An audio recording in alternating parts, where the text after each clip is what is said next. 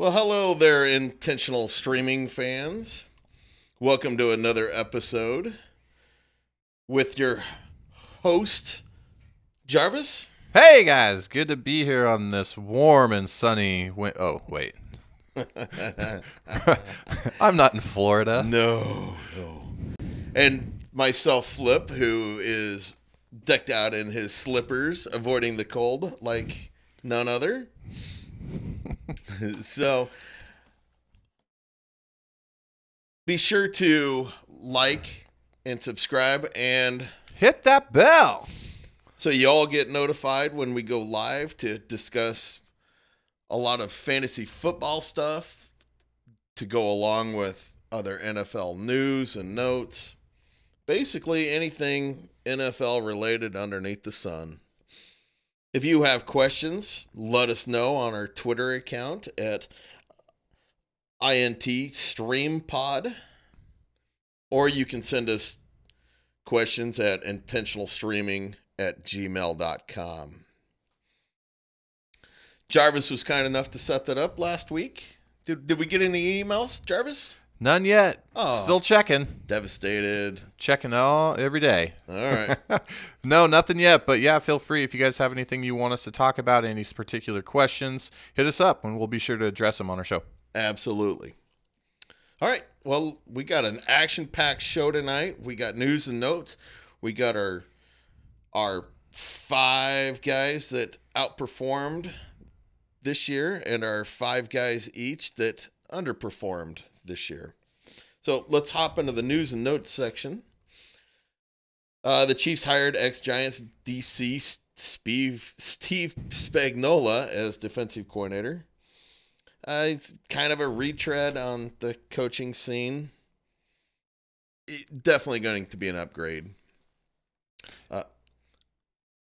This is not surprising to me. We saw all year Kansas City's defense was pretty susceptible, especially through the air. So a move here made sense.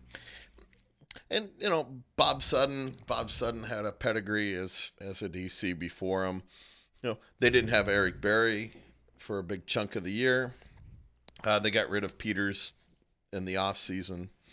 So there's two, half their defensive backfield that was gone. So we'll see how Spags can turn it around there. Cam Newton underwent arthroscopic. He had surgery on his shoulder. Which everybody knew was going to happen that watched him play at all this year. Yeah, he just didn't look the same, for, the last 6 weeks. It was crazy how you could just visibly see it, and yet no information was ever coming out, and no one was addressing the issue that we all knew was there. He couldn't throw the ball 35 yards down the field. I mean, it was crazy, and it was horribly inaccurate. There was really no zip on it, so we all knew there was something there. So yeah, having the surgery definitely made sense, and they are saying that they're believing that he should be ready to throw by OTA. So that's good news for him and all of his the fantasy owners out there. I would be one of those owners in one of my leagues. I definitely need a bounce back year from him. Ravens signed coach John Harbaugh to a 3-year extension. He gets maligned a bit for not making the playoffs for a number of years, and then gets into the playoffs this year. He hasn't had really big success since they beat San Fran in the Super Bowl a number of years ago. But he's still a quality NFL coach, no matter how you want to slice it. Mm-hmm. Yeah, so this move, not surprising to me. I think it's a good hire, yes. A good extension. So, what's going on in Dallas, Jarvis? So the Cowboys quarterback coach, Kellen Moore, is now believed to be getting promoted to the full-time offensive coordinator. This is the former Boise State guy who threw for like 4 million yards in college. Yep. And threw for, about 4 yards in the pros. And I believe could be the last left-handed quarterback to have played in the NFL. So, yeah, we'll see what happens there. Redskins, they went and hired Rob Ryan as their inside linebackers coach. So, making a move there in Washington. Phillip Rivers Flip, another guy that you might be interested in hearing this, says he feels he's got a handful of years left in his career. He really does. He's never missed a game in his career. That's crazy. You think about playing, he was in the same class as Big Ben and Eli Manning, and he's never missed a game. And I have him on one of my dynasty teams, and I've really enjoyed him. I had him on another dynasty team and traded them away a few years ago, which was silly 2020 hindsight. He's just a really safe quarterback. He's got a high ceiling, or a high floor. His ceiling can be capped sometimes, but all the games, if I'm not mistaken, this year, except for one, he threw for multiple touchdowns in. So it's good to see him come out and say that. I'm not a huge Phillip Rivers fan myself, but I really do respect his play, and he's got a ton of young talent around him. So. Well, he needs to keep those paychecks coming in. I believe he's got, a dozen kids. I was just going to say, and I do believe he still has played more years in the NFL than he does have kids. So, and that's saying a lot. Absolutely. Oh, speaking of young pups, Colts and future Hall of Fame kicker Adam Vinatieri finalizing a 1-year contract. The NFL's all-time leading scorer, Flip's coming back for his 24th season at the age of 46. I think we talked about this a couple of weeks ago. He hit 94% of his extra points this year, and I believe 85% of his field goals, those are phenomenal numbers, no matter your age. So good for him. Yes. And not getting too much younger, but Ian Rappaport reports that the Packers are not planning to release tight end Jimmy Graham. They want to keep him. I was not expecting that. He just really didn't fit their offense. Did he underperform? Did he not fit their offense? No, for me personally, I felt that he overperformed. I have not had any high expectations on any tight end, regardless of who you are, going into Green Bay. Aaron Rodgers just doesn't. I guess I just look back to Aaron Rodgers early in his career and look what he did with some of the Bubba Franks or the Jermichael Finleys, and then how long ago was that? 2 or 3. Okay, like 10 plus years ago. That was about the last time I think a tight end in Green Bay was really relevant. Yeah. And I guess for me and probably some other fantasy owners always think back to those days that they're gonna get back to that. Randall Cobb just can't get it done. Mm-hmm. And anytime you have a quarterback of the caliber of Aaron Rodgers throwing you the ball, it doesn't matter what position you're at, you're gonna feel like you're gonna have a pretty good uptick there. Exactly. And Jimmy Graham was so underutilized in Seattle, figured he would boom. But yeah. No, not the case. But they're giving him another shot, sounds like. Speaking of another shots, Flip, Commissioner Roger Goodell says the Kareem Hunt investigation should conclude soon and that he'll go back on the exempt list whenever signed, as he awaits his likely suspension. And then on Reuben Foster, he said, just because his charge was dropped doesn't mean he won't be suspended. Oh, boy. This is kind of a really frustrating thing with the NFL. The whole Reuben Foster thing, okay, I get it. This is his second go-around, and I believe it was with the same woman. Mm-hmm. And she didn't press the charges, and there's reports that everything was false on the deal. Well, now he's looking to get suspended for something he didn't do. The domestic violence is no joke, and it's awful. Mm-hmm. It really is.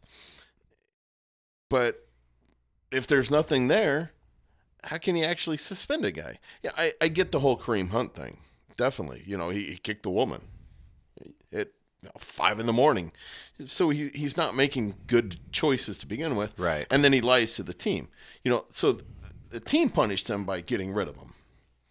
Now he's already missed X amount of games, but being suspended then, now he's going to get suspended more. I think a lot of this has to deal with the fact that the NFL is just like, okay, if there's any sort of allegation or reports stemming from any sort of domestic violence issue, I think they just want to get ahead of it, make the call right away, and then just to get out there and make sure that their name's not getting dragged through the mud like it had been in the past. But is it fair to be guilty until proven innocent? Well, there's a lot of that going on in this world today, and that's a whole other conversation. Yeah. We definitely won't get into that. Yeah, really, I'm sure there's a lot of other podcasts out there that are covering that particular topic. But we'll see. Yeah, we'll see what happens. And I know it's kind of a gray area. So, if he's innocent, I would like to see him be cleared of that. But if not, then he needs to serve his. And it's probably a subject we kind of want to just leave as is and not delve in and get all wild and crazy with it. Yeah. Yep. So with that said, we'll hit the last bit of news and notes we got for this week. I saw earlier today that Melvin Gordon came out and said that he plans on waiting until Le'Veon Bell signs before considering a contract extension. It'd be crazy not to. Right. Bell's going to get signed.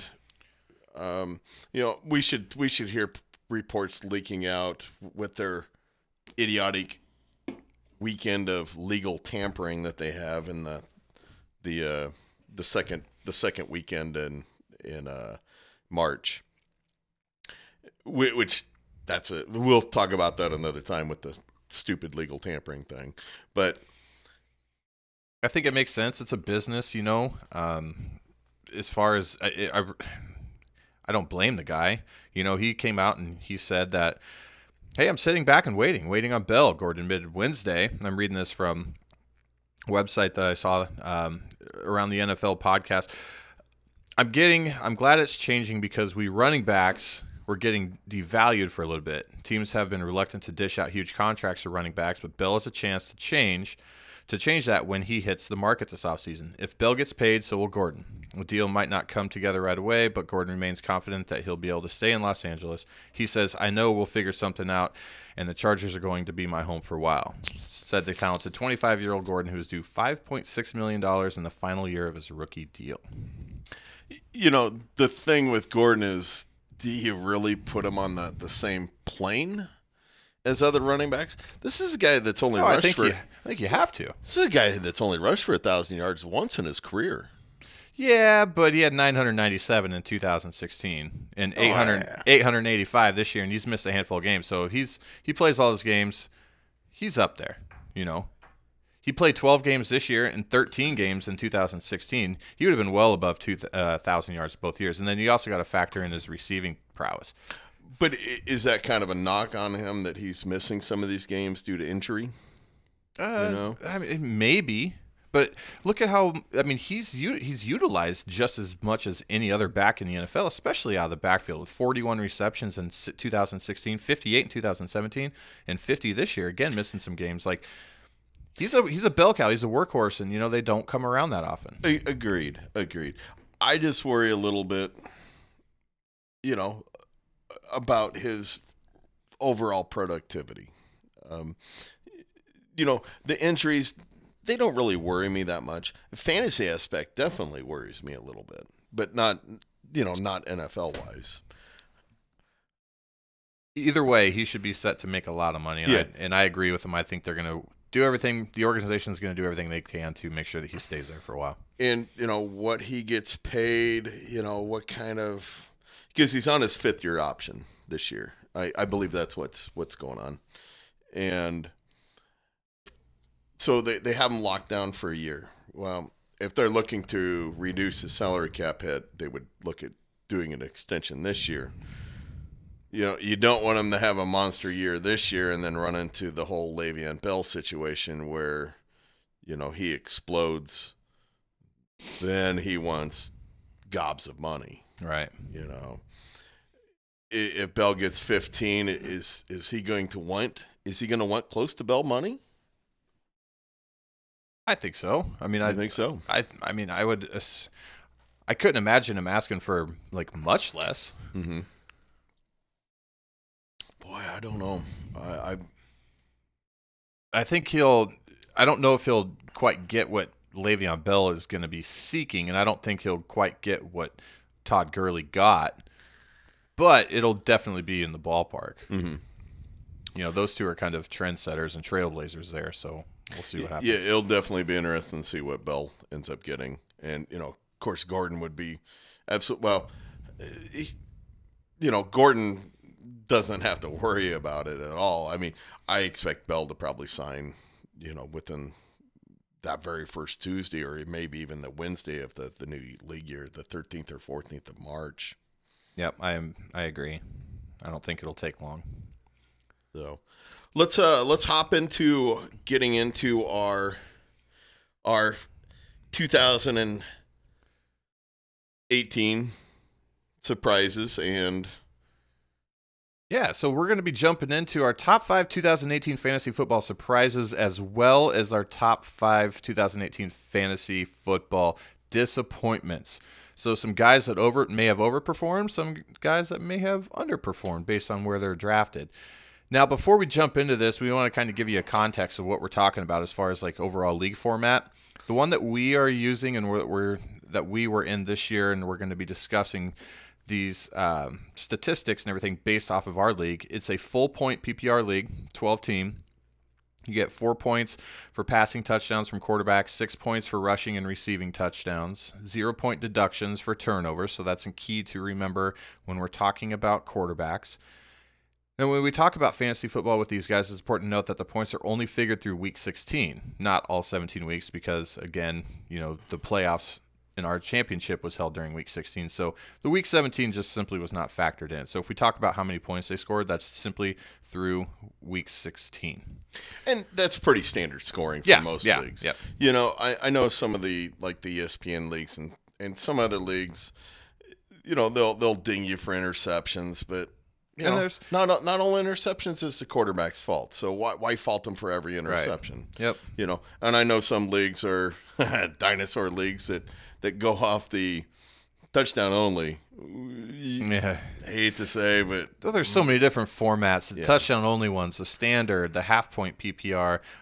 I've been in this league for a while, or in a standard full point PPR league for a while. That's kind of my preferred method. But I know people have their preferences of half points and people have standard preferences. But for this example, what we're going to be going through, this is what we're going to be using. Anything else other than that? I think that's really it. It's that's really going to be our standard that we're going to use when we discuss a lot of our fantasy football thoughts and projections and so forth. And I think that it probably does deal with the vast majority of leagues that are out there that people play, whether they're playing for free or paying for, or casual $50 leagues, or, some of the crazy, $1,800, Vegas leagues that we'll definitely get into at some point. Not join, of course, unless Jarvis is pointing up the cash. Well, I don't know. I didn't win this year, so maybe that would be the job of the champion this year.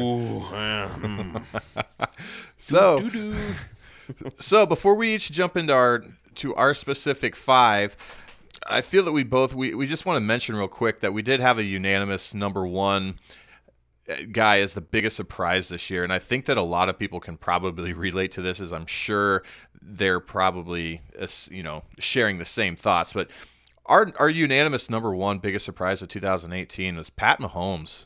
Flip, this guy's the ripe age of 23 years old, comes in, leads the Chiefs to a 12-4 record his first year as a full-time starter, throws 5,097 yards, 50 touchdowns, 12 interceptions. In our point system that we have, he scored 426.1 points, averaged 28.4 points a game. That is 63.36 points higher than the QB2, which was Big Ben. This guy, going into the year, his average draft position was in the 10th round, the 8th pick of the 10th round, so the overall QB15. And he blew all the quarterbacks out of the water. Didn't even come close. Yeah, not even close. I mean, you're talking with his average, you go down to Big Ben, that's 2 games right there worth of points. 2 good games. Mahomes was unbelievably good. And why in the hell he can't play in the NFC boggles our minds. now as Chiefs and Steeler fans, we're gonna have to see this guy. You got to see him more than I do. Luckily, you said Chiefs fans. Sorry, Broncos. Yeah, my bad. go. My bad. I'm sure the Chiefs fans are pretty happy he's there. Oh, the Chiefs fans are ecstatic. I mean, it's like a young Tom Brady here. He's that good, that poised. And, the teams that when Jarvis was talking about the ADP when he was drafted, that, of course, is a one quarterback league. And which a lot of leagues play that format. Not everybody does. We actually play a super flex. But, he was still, in a lot of leagues, not drafted very high. And he just killed everybody's expectations. I don't think there was very many people that really thought he was going to be that good. And he was not only the best quarterback, but he was the overall highest point scorer of any position in fantasy this year. So if you were one of those lucky folks that were able to snag this guy in the 5th, 6th, 7th, 8th round, 9th, 10th round, such a huge advantage. Such a huge advantage with the way that he performed this year. Kudos to him. Again, no question about it being our number one unanimous biggest surprise of this year. Yes, definitely. So who's your first non-consensus number one? Yeah, so my first non-consensus one, and this one, and these are in no particular order, so I don't want you to think that I'm ranking these, but the first one that I've got on my list here, Adrian Peterson. Who? Adrian Peterson, AP, right? How could you do that? So this dude comes out 251 rushes this year, 1,042. Yes, he broke 1,000 yards this year. Quietly broke 1,000. Exactly. When I was looking through my list and I saw him and I went to research and see exactly how many yards he had. I was surprised he had over 1,000. I did not know that he hit that. I knew he had to be fairly close, but I didn't know he broke 1,000 yards, along with 7 touchdowns. And he also put up another 208 yards through the air with another touchdown. He started and played in all 16 games. Like, when we talk about this guy and thinking that maybe he was a little over the hill, because in 2016, he managed for that entire year, got hurt, had 72 rushing yards. 2017, had a total of 529 rushing yards, 448 with Arizona and the other 81 with the Saints. He's going to turn 34 this March. We all thought he was going to be well over the hill. He started and played in all 16 games, ended up as the RB15. He was almost an RB1. That's just crazy when you really look at that. The production that he put up after such a mediocre, year last year. And really did it quite quietly, I guess, in Washington. He absolutely did. He got it done, and there really wasn't a lot of noise about it. No, there wasn't. I think a lot of that noise is probably being absorbed by the guy that we just got done talking about. All the attention was on Mr. Pat Mahomes. But agreed. Well done, Adrian Peterson. You guys out there he was a late-round flyer. You stole a gem without question when you got him in the there's probably was there people that were even drafting him. I'm sure there was plenty of leagues out there where he went undrafted. I can't remember when Geis exactly got hurt. But that was the first game of the preseason. Was it first game of the preseason? I believe it was. I think it might have been the first drive. So, how many people had already drafted before then? They weren't going to take AP. And then they had I'm trying to think of their backup guy. Samaj P. Ryan. Yeah, P. Ryan. Your guy. Your guy that you totally loved. Yeah, I took not one but 2 chances on him. Yep. Oops. Fumble. Yeah. Oh yeah, so yeah, that was my number one. Again, no particular order, but that's the first guy on my list. So again, wow, kudos to him. What about you, Flip? My first guy was Baker Mayfield. 13 starts, 3,700 yards passing, 27-14 TD to interception ratio, 6 wins, 7 losses for the Browns. And that eclipse matches how many wins they've had in the last 4 seasons? 8 or 10 maybe. I'm going to bash on the Browns while I can, because I don't think I'm going to be able to bash on the Browns at all next year. Nope. Nope. Mayfield, he didn't have a lot of true weapons there. Even he had Njoku, he had Duke Johnson, he had Nick Chubb, he had the Callaway kid. He did have Landry Jones. Oh my God. Jarvis Landry. Woo, sorry. Wow. Big Steeler faux pas there. Jarvis Landry. Mm-hmm. But, Callaway wasn't a big stud, was suspended. They had Johnny Lee Higgins for a bit. Rashard Higgins? Holy smokes. Woo. Aha, beer. Gotcha. Johnny Lee Higgins sounds like a guy out of like a character out of the Dukes of Hazzard or something like that. Maybe I'm thinking of like the whole Billy Bob Cooter and the whole Jim Bob Cooter. Oh my gosh. Having way too much fun now. So no, Baker Mayfield, I mean, boy, just a young kid that came out and just, took the job away from Tyrod Taylor and said, "This is mine and you're not getting it back." And he looked good. He looked poised in the pocket. I'm just impressed with this kid. Very confident. I guarantee you he's not surprised at all by his performance this year, but wow, well deserving. You're right. He came out, and he basically got that opportunity to come in and play when Tyrod got hurt, and he did not look back. Nope. And neither did the team. No, the team did not. And especially after they got rid of Hugh Jackson, they really took off. They really flourished under Kitchens, who's now going to be their head coach. Yep. Well deserved. Your number 2 on the list? Another quarterback. This is a guy that I felt was probably susceptible to a sophomore slump, but came out and outperformed what my expectations were. Mitchell Trubisky. He had 3,223 yards, 24 touchdowns, 2 picks, 430 rushing yards, which helped out a lot, and had 3 touchdowns. So finishes the overall QB 13, so just outside the QB1 range. Did sit out a couple games due to injury, but again, great sophomore season. We see too many of those guys that come out and have a sophomore slump. But he kind of came in, and with the revamped offense that they gave him, getting those guys like Allen Robinson and Trey Burton and Taylor Gabriel, that really helped him out. And in Flip, let's not forget that this guy had a 354-yard, 6-touchdown game against the Bucs in Week 4. It was against the Bucs, right? It was against the Bucs. Did they play pass defense this past year? No, they sure did not. Okay.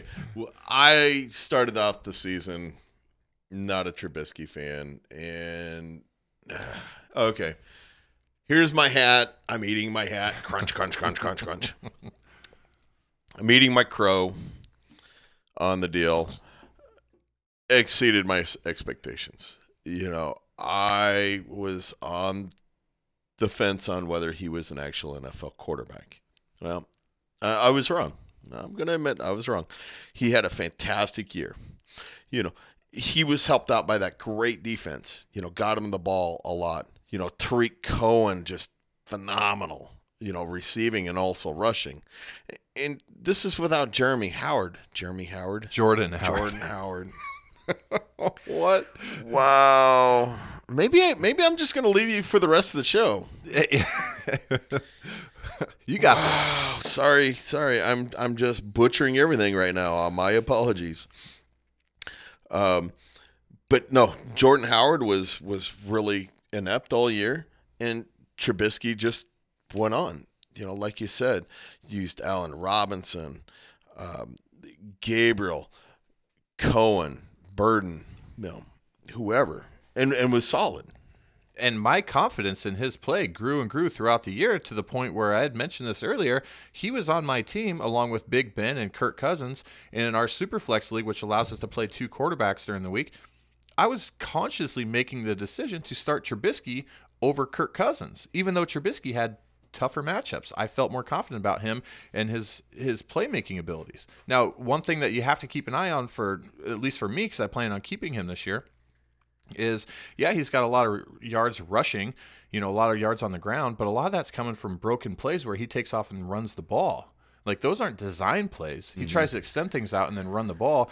And sometimes that, when quarterbacks do that, they tend to get hit more. And I don't want him getting hit. Neither does the coaching staff, because you can't take those hits for too long without something happening. So with your dynasty league, you had what? Big Ben, Trubisky, and Kirk Cousins. So we're only going to keep one. Mm-hmm. Is that's your keeper then? I am leaning that way. Yes. Of course, you're not going to keep an aged Big Ben, are you? Even though he was the second quarterback. He is my number 2 option at the moment. Really? Kirk Cousins is your 3. Yep. Giving up on him quickly. I'm pretty high on Big Ben, especially now that the Steelers and Art Rooney have come out and said that they want to look into signing Roethlisberger to an extension. And the way that he played this year, yeah, I got a lot of confidence in that. Now, would the loss of Antonio Brown change that? No, because they got Juju there. I feel James Washington can step up, and with Connor and Samuels there out of the backfield. Okay. Yeah. I got you. I was just kind of curious. Yeah. So what about your next one, Flip? I went with Tyler Boyd. I got the first name right, didn't I? Yep, you got him. All right. He does play for Cincinnati. Yes, he sure does. Yep. All right. So I'm like 3 for 3 or 2 for 2, whatever it is. Okay.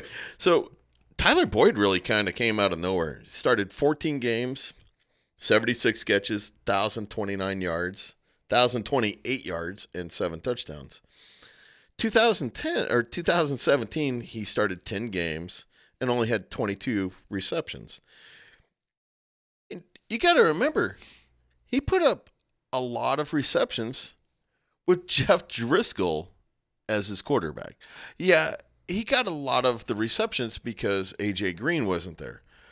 But this has to make Cincinnati Bengals fans and Tyler Boyd owners happy that they can have confidence in him putting up some decent numbers in 2019, right? Without question. I believe if you rewind and go back to one of our previous episodes, I had done he was one of my supers for the week, and I had done a comparison as like player A versus player B, AJ Green versus Tyler Boyd, and their statistics and their numbers were almost identical. Yes.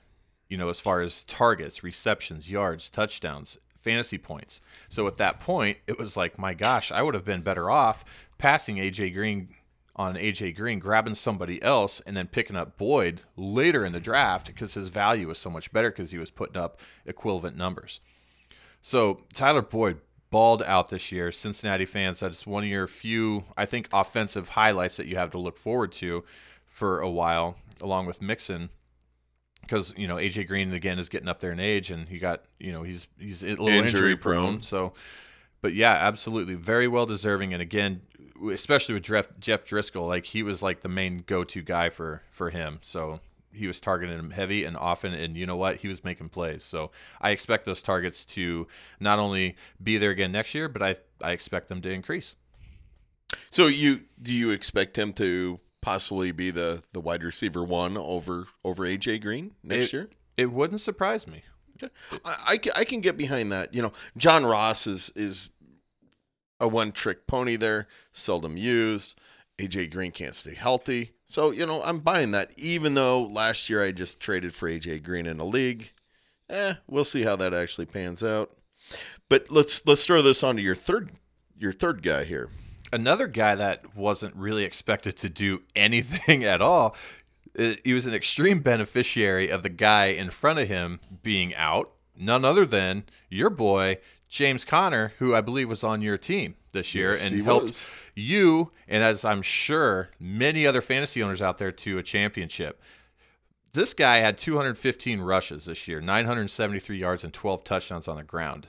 Throw in another 55 receptions, 497 yards through the air, and a touchdown. He had 71 targets. He finished as the overall, in our rankings, running back 6, the 6th best running back out there. And this is including the fact that he was out weeks 14, 15, and 16. Yeah, he definitely did have his ups and downs. The games where he might not have rushed for so much, he definitely made up, for that in the number of receptions that he was getting. And that offense, the offense was the second most pass happy offense in the NFL. Will that continue next year? Well, I don't see any reason why it won't. And Connor will be the focal point again.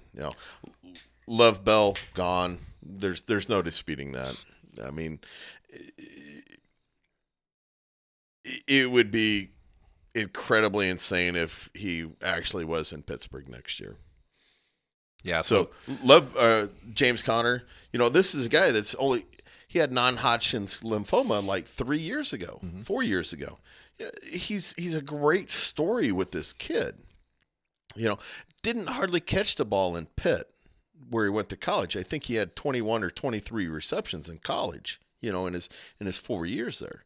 And then all of a sudden he's busting that, his second year in the pros. Wow, and breakout he did. Yes. And, the Steelers are a dynamic offense. So, James Conner owners, you got to be very happy. You got to be just a tad bit concerned with the injury, but it's the NFL. Everybody gets hurt. Mm-hmm. Yep, exactly. So, yep, that's why he made it on my list. And I like I said, I feel that very rightfully so, he should be there. And I'm sure that he has helped many players to that fantasy football championship, because when you drafted him, you basically got him for free. Yeah. The only reason why I drafted him the year before was to back up Lev Bell as a handcuff. Potent offense. Yeah, handcuff. That was it. That's it. So, yep. So, Flip, what about your third? James White for New England. I don't like going with the New England, but, James White, you got to respect this guy. Because it's so tough to actually draft a running back out of New England because they run such a high rotation. There's always, Burkhead or somebody in the past that was vulturing the goal line, touchdowns. But James White rolls out 87 receptions and 7 touchdowns. Wow. He never had more than 60 receptions in any game. He had 425 rushing yards and 5 touchdowns.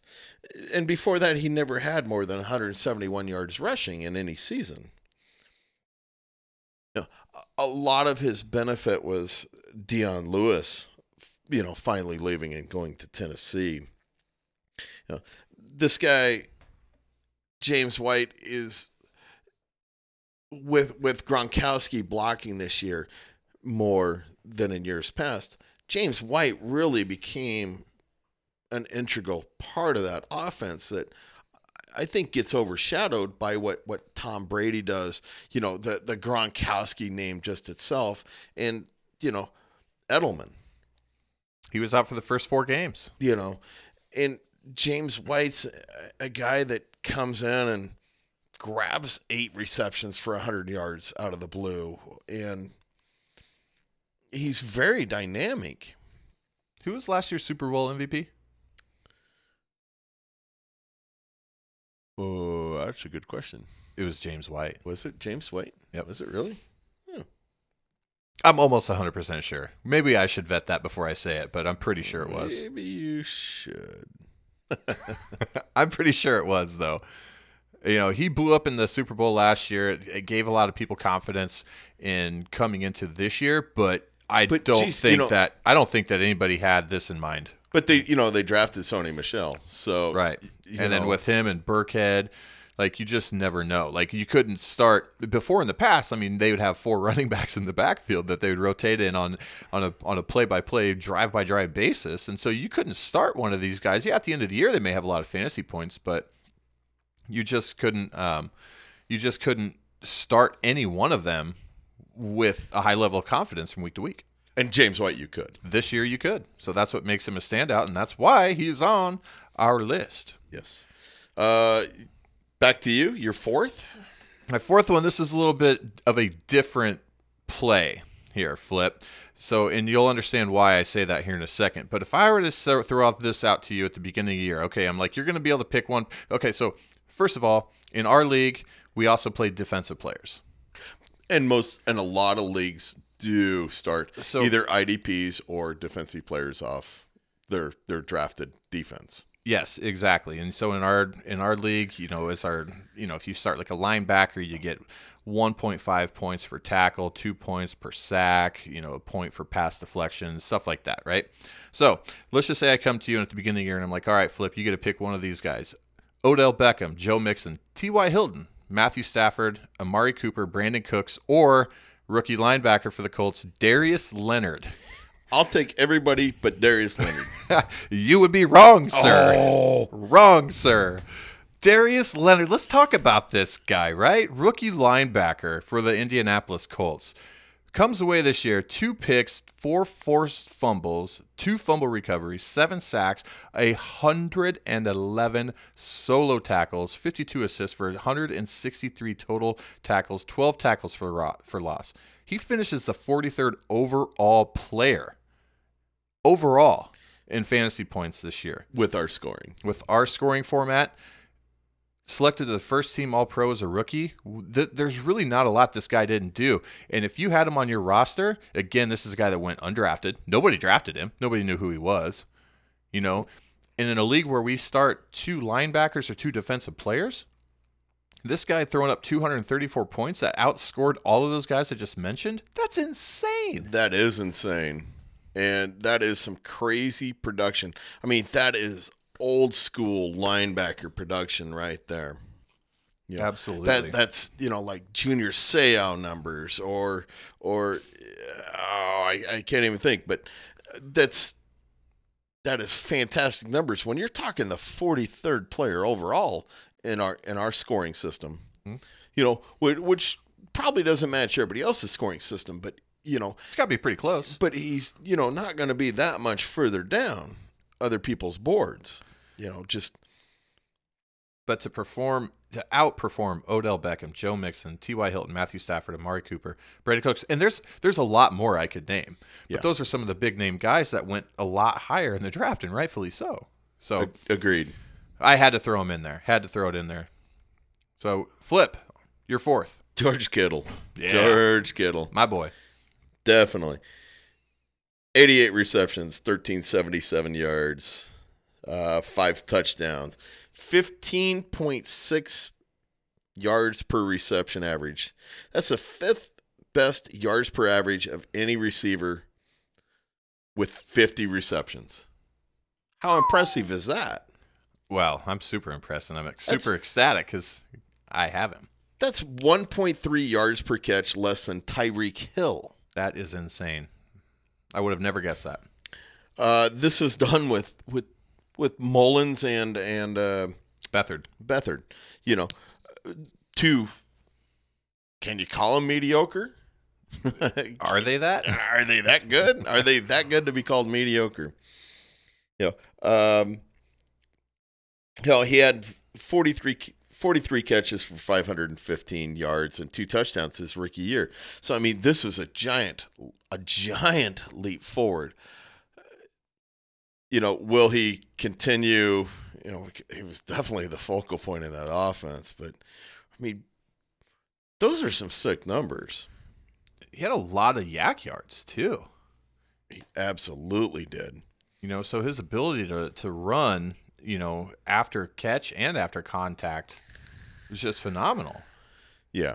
So he's this year has elevated him to the top of that maybe top 5 tight ends in a league list. I think you got to put him really in the top 3. You got to throw him in there with Kelsey and Ertz. I think that's as of right now. Those 3. I would agree. I would agree. Your 5th, Jarvis. This one's particularly Homer. Enjoying for me to talk about. But yeah, Phillip Lindsay. Let's talk about him real fast, Flip. This guy finished with 192 rushes for 1,037 yards and 9 touchdowns. He had 35 receptions, 241 yards, a touchdown on 47 targets this year. He beat out the third-round draft pick, Royce Freeman, for the starting job is an undrafted free agent. Dude, he wasn't even invited to the combine. And in this year, he's the first year selected to the Pro Bowl. This guy's all of 5'8", 190 pounds. He's carrying the ball 192 times, and a lot of those rushes, Flip, they're right up the middle. They're between the tackles. And I believe he was the first undrafted rookie to make it to the Pro Bowl. Yes, that is correct. You know, that's impressive right there.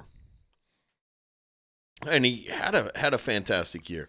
You know, for fantasy owners that drafted early, definitely were drafting Freeman first, you know, and picking up Lindsey at some point.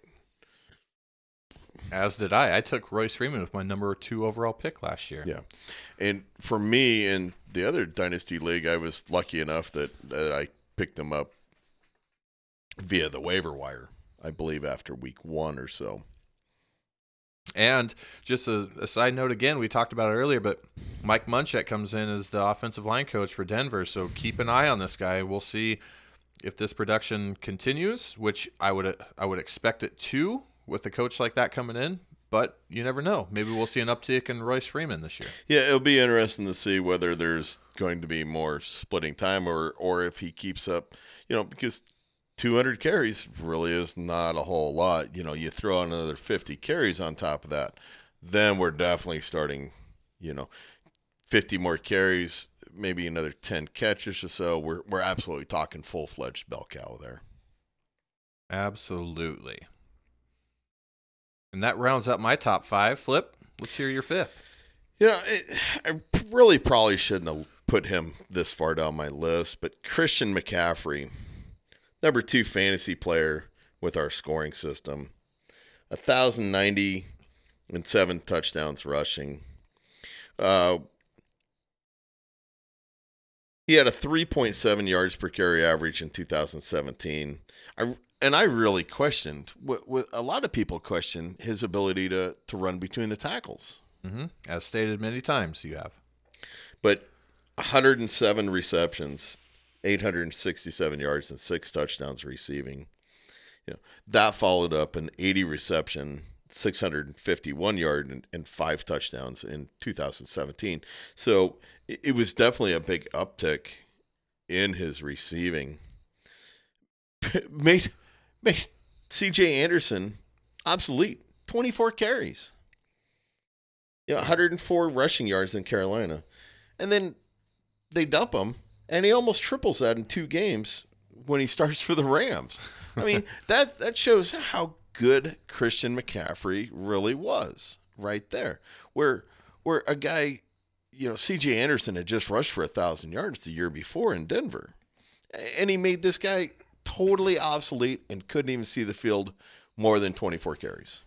Yes, absolutely. And how much of that was attributed to Cam Newton's arm strength, you know, not wanting to throw it down the field and wanting to check down a little bit, you know, that could have a lot to do with it. But it was what Christian McCaffrey did after he got the ball that made him so special this year.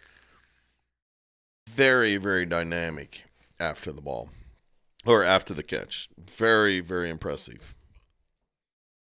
Let's hop into our 2018 fantasy football disappointments.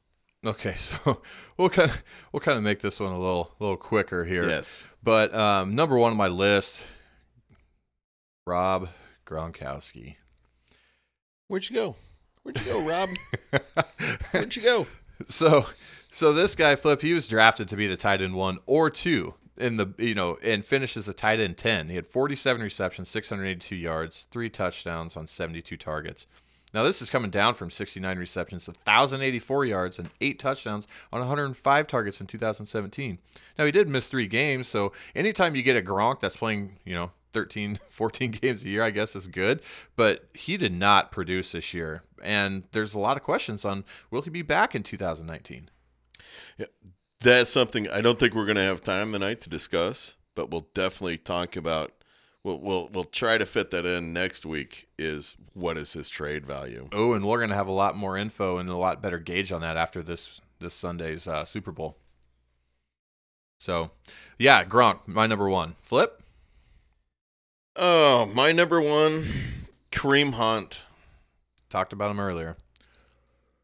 You know, how many championships did he crush? You know, when the video came out, he was averaging 21 points per game up until his release. Yeah, he was flying high. Gone. Now, it hurts his short-term dynasty value. Does it hurt his long-term dynasty value? I don't think so. I don't think so either. I don't think so. He'll be back, but No, yeah, this is a guy that was drafted as top 5, top 6 running back. And yep, that definitely hurt. yeah, and then probably a lot of owners had Ware sitting in the back, and then it was of course Damian Williams that was actually the true back there. Mm-hmm. Your number 2? Yeah, staying on the running back train here. Flip, what if I told you that I could give you a running back that rushed 215 times for 1,059 yards and 12 touchdowns? Would you consider that a disappointment? I think you're freaking crazy. I am not, and I'll tell you why. Because that person is Derrick Henry. Because up until weeks 13, he was a running back 39. He had zero consistency. You couldn't start him on a weekly basis with any confidence. Because of that 215 or that 1,059 rushing yards and 12 touchdowns, 585 of them and 7 touchdowns came in weeks 14 through 17. He had 94 points in weeks 14, 15, and 16. That's 49% of his total points for the entire year. That included the monster 228-yard, 4-touchdown game in week 14 against the Jags. So almost half of his production came in the final 3 games of the year. So leading up to that, he was a dud, and he was a disaster, and he was a disappointment. How many teams probably dropped him off their roster? There was a lot. I guarantee you there was a lot. Or maybe drafted him too high and didn't make the playoffs. So when he exploded in the playoffs, you weren't in the playoffs to reap the rewards. That's exactly it. Now the teams that actually had him there, who actually made the playoffs, yeah, they were probably, they were sitting on other depth that got him there. Yeah, and definitely reaped the rewards of starting him. It'll be an interesting name to follow as we go into next year's fantasy draft. How many people are going to have that recency bias and remember what he did in those final 3 games, or how many people are going to be like, no, I was burned by him way too much. So we'll see what happens there. But Derrick Henry, my number 2. Flip. Jameis Winston. Benched twice. He missed 5 games. When you're getting benched for a turnover-prone 40-year-old quarterback in McCown, it's saying volumes. Fitzpatrick? Yeah. Oh, jeez. I'll just continue my blunders for the show. Hey, why stop? Why stop now? Yeah, exactly. Just, continue the theme throughout the entire damn show. Sorry, Ryan Fitzpatrick. Winston, I drafted him in the other Dynasty League first overall a few years ago. And he's a turnover machine. When he's not throwing interceptions, he's fumbling the ball. But when he's in there and he's a great quarterback. But I think he was right around QB 20 or so in our scoring. He was, or 20 to 23, right around there. Just a major disappointment for this year, but next year, ye not be worried. I think that expectations could be a little bit better for him next year as Bruce Arians has come in. So the guy to keep your eye on. Don't let this year pull you too far away. Yeah, I would. His season is bright for next year. Will he be undervalued?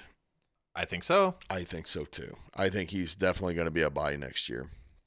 A guy that I'm probably not going to be buying much of next year is my number 3, Dougie Baldwin in Seattle. 618 yards, 5 touchdowns, 73 targets. He had 1,000+ yards in 2015 and 16. He had 991 yards last year.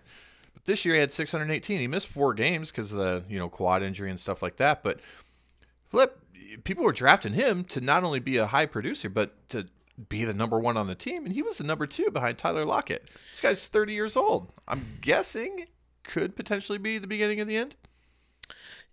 It really could be. He just never looked healthy. He never did. He had the quad, and he complained about the knee injury that he said was not going to be. Was 100%. Never going to be 100% this year, is what he said. Yeah, it's crazy. So definitely a guy that was overdrafted and underproduced. Mm-hmm. Yes, for sure. Another guy that's probably pretty high drafted for you. Matt Stafford. Hey. Worst year since 2010. 3,777 yards passing on 555 attempts. 21-11 touchdown to interception ratio. A lot of this, Jarvis, is a direct impact of Matt Patricia. His influence on the offense. No doubt it will continue forward with his hand-picked OC and run-minded, run-first OC, Darrell Bevell. Stafford was supposed to be the next great up-and-coming quarterback that was going to throw for 5,000 yards consistently, 30, 40 touchdowns a year, and has just floundered to kind of a new low this year, mediocrity. Well, it certainly helps your hype value when you come into the league producing the way he did in college and then going to a team that has Calvin Johnson on it. So there's a lot of excitement around there, and he's done pretty well for the most part, but this year is definitely a big downer for him. They got rid of Golden Tate. Marvin Jones gets hurt. They have Galladay, who stepped up big time this year. They got rid of Ebram. Kerryon Johnson's going to be a stud there. We both know that. But yep. He's going to be the focal point. I think, where do you see Stafford next year? Do you see him getting overdrafted again, as usual? Probably. I do too. I feel that they're probably still going to do it. That's not a guy that I'm going to be sitting there on draft day going, I'm going to draft him a round too early. I'm not going to do that. I'll probably actually just cross him off my board. With Matt Patricia, he's in a pass-happy league, but wants to run run-first offense. That's why they got rid of, what's his name? Jim Bob Cooter. Billy Bob Cooter. Let's hop onto your fourth here. The a bit maligned. Oh, yeah. Leonard Fournette. Let's talk about him real fast. What a disappointment to so many people. Such a high drafted guy going into this year. He was expected to be a top 10 running back. He only played in 8 games this year. Had 133 rushes for 439 yards, 5 touchdowns. He did have 22 receptions, 185 yards through the air and a touch. But there's a lot of issues there. And there's potential that his time in Jacksonville is over. And they're maybe wanting to move on from him. I actually saw this morning that there's some reporters out there that are talking about a potential Nick Foles for Fournette trade. It makes sense. It makes sense connecting the dots. But in the NFL, connecting the dots doesn't always equate. No, it doesn't. So we'll see what happens there. And he's been a major disappointment. I tried to move up his rookie year to draft him, and he had an excellent rookie year. And he was hurt his rookie year as well. So the injury issues, is it an injury issue? Is this a recurring theme with him? I don't know. I think there's a lot of skepticism around and criticism around whether or not he was truly hurt. Mm-hmm. Like a lot of those injuries, like we see a lot of people play through those, and it didn't seem as serious as what maybe they were making it out to be. So there's a lot of question marks around his toughness. Then you throw in the 1-game suspension where he lost his guaranteed money as well. So it's just a lot of negativity right now around him, between him and the Jaguars franchise. So on to your fourth, Flip. Trey Burton. tight end for the Bears. He was touted so big, people, my co-host included on this. Guilty. I was pounding the table hard for him. Gonna beg on him a little bit. I was skeptical that he was going to have a huge season, and he fell into that mediocre range, the 8 to 15 guy, where he put up 54 catches for 569 and 6 touchdowns. He broke 11 points once after week 7. Wow. And that was in week 15 of the playoffs. But the problem with that was that week he had 4 for 36 and a touchdown. But his previous 4 weeks were 1.9, 6.8, 0, and 4.2. There's no way fantasy owners were going to start him in week 15 and trust that. No way. You couldn't. Couldn't. And as a guy that was pounding the table for this guy, like when I look at his production at 569 total yards, Flip, I believe I was one of the people that was saying 1,000 yards from this guy wouldn't surprise me. And to basically almost produce half of expectations. It was a very big disappointment. Yeah. But I felt that I was right expecting some high expectations from him, but wow, that was a big letdown for sure. I don't, however, feel it was the biggest letdown in all of 2018 fantasy football season.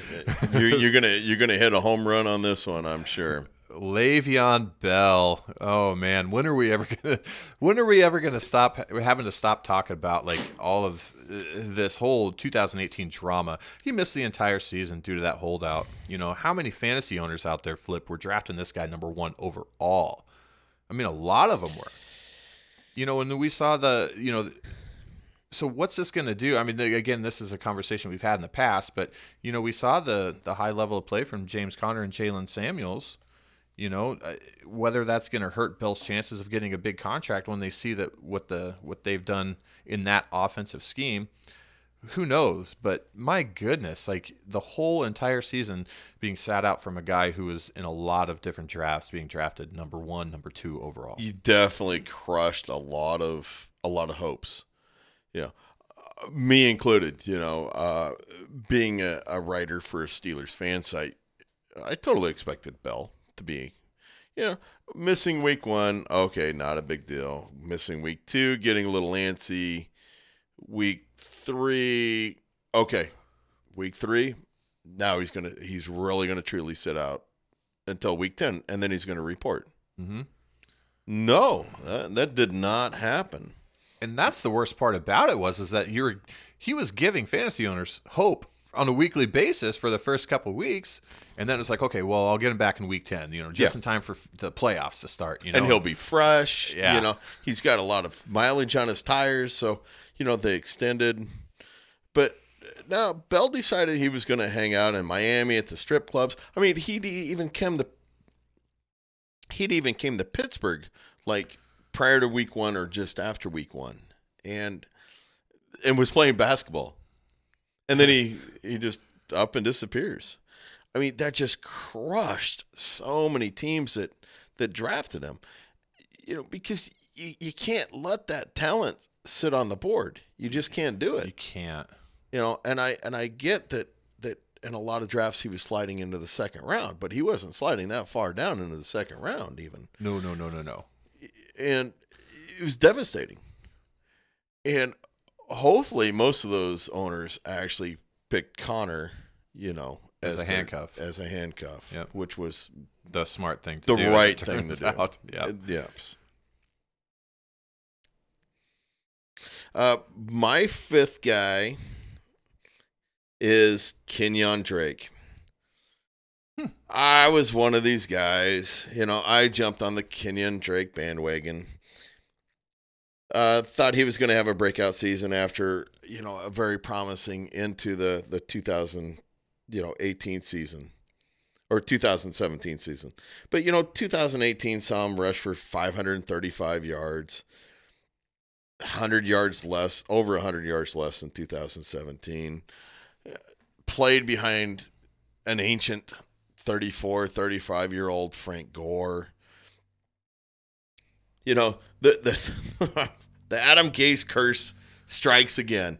And I'll tell you, Jarvis, right now, I will not draft a Jets running back. You mean a Miami Dolphins running back? No, because he's now with the Jets. Oh, Adam Gase. Okay, Yes, I get what yes, you're saying yeah. now. I get what you're saying now. So yeah, now yeah. now that Gase is out of there, maybe. But, you know, Gase is with the Jets, man. I will, you know, I do have McGuire, but that was just kind of like a taxi squad stash. You know, I didn't draft him. You know, if McGuire's, if he's the lead back in with the Jets, boy, I'll be trading him. I'll tell you, I'll get whatever I can. I would do the exact same thing. You know, Gase hates running backs. Hates them. I don't understand it. I've never understood it. I won't understand it going forward. But because of that, I actually got this one right. I did not draft Kenyon Drake in any of my best ball leagues. I was far, far away from him in every league that I was in. I feel good about staying away from him on this one. You know, and in the league that I drafted him, of course I didn't make the playoffs. You know, he was going to be, I can't remember if he was going to be my running back 1 or running back 2, depending on how my draft strategy was. You know, just blew up my team. And so many others, I'm sure. Yes. So I feel everybody's pain of the 10 guys that we just went over, you know, definitely derailed probably a vast, you know, if you had multiple guys that you were counting on those lists, probably definitely derailed your championship hopes, unless you did have a decent quantity of the 10 previous guys that we went over that were definitely beat the expectations. Yeah, absolutely. And guys, there's a lot of other people that we could have talked about, you know, with both the surprises and disappointments. In the disappointment section, we tried to make sure to leave off injuries as much as we could, you know, in there, because you can't predict those type of things. It's just a part of the game. But it is, yeah. You And so, but there's a lot of other people that we didn't mention that we very well could have mentioned. I'm sure your lists would be different than ours, but those are the ones. Smith-Schuster. Yeah, that's one that we talked about. That actually, when we were going through our list together, we were like, "Oh, I don't have Juju. Do you have Juju?" Yeah. Flip's But you know, we kind of talked about it before the show, though, that, you know, Juju put up, you know, 900 yards last year. So it wasn't like that. I mean, yeah, he put up an additional, you know, 500 yards this year, which was pretty huge. But I think there was also a lot of expectations that Juju was gonna be bigger this year as well. You know, getting more play in that pass happy offense. Yep, exactly. So we're definitely running over time here, as we normally do. So let's hop into our the final little bit on our Super Bowl predictions. I do think Jarvis is owing me a beer still. I still do. Yes. I'm glad that you're not letting me forget about that. No, I very rarely forget free beer. So, do we want to go double or nothing on this bet? Oh, I feel that would be most appropriate, because You're feeling confident. I've got this one on lock. Locked down, huh? Mark it down. Put in your bets in Vegas. Mortgage the house. Whatever you got to do. I'm joking. Mortgage the house. I'm joking. I'm joking. Would you bet your children on this? No, absolutely not. No. Okay. Whew, I thought it was locked down. Now you're backtracking. Yeah. But the way I see it, I do see a bit of a shocking upset. I see the Rams pulling out this win. I've got them over the Patriots, 33-27. And of course, I went the other way. I have the Pats in basically a blowout, 31-14. Yeah, I was surprised to see that. You know, it's Tom Brady. It's hard to bet against him. Everybody hates Tom Brady, but they hate him because he's just that good. He's the GOAT. And you got Darth Hoodie, you know, as their coach. Yeah. That is also just that good. And I'm not trying to take away anything from the Rams. You know, the Rams defense was not that good this year. You know, Peters, you know, a lot of that was without Talib, and they're going to have Talib. But Peters was a dumpster fire. You know? Oh, man, was he ever. He just, oh boy, how he just got so lost in LA as their main cornerback for most of the year.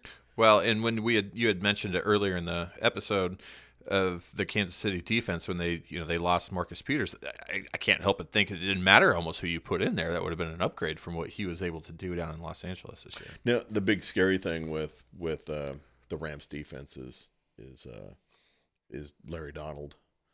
Aaron Donald. Aaron Donald.